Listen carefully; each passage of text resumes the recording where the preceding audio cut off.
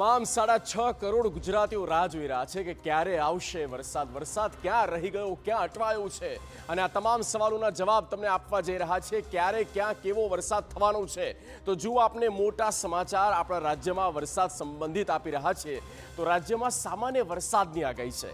જે વરસાદ એકંદરે ખેંચાયો છે, ટોટલી બ્રેક વાગી ગઈ છે, અને એવામાં એક રાહતના આ સમાચાર કહી શકાય કે દક્ષિણ ગુજરાતમાં હળવો વરસાદ થઈ શકે છે.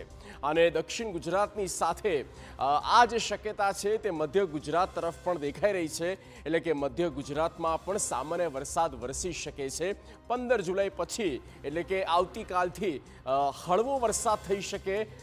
વરસાદ ન પણ થાય એવું પણ બને. ઉત્તર ગુજરાતમાં પણ વરસી શકે છે વરસાદ. અને 20મી જુલાઈ પછી એટલે કે એક અઠવાડિયા બાદ 5-6 દિવસ પછી ભારે વરસાદની શક્યતા છે.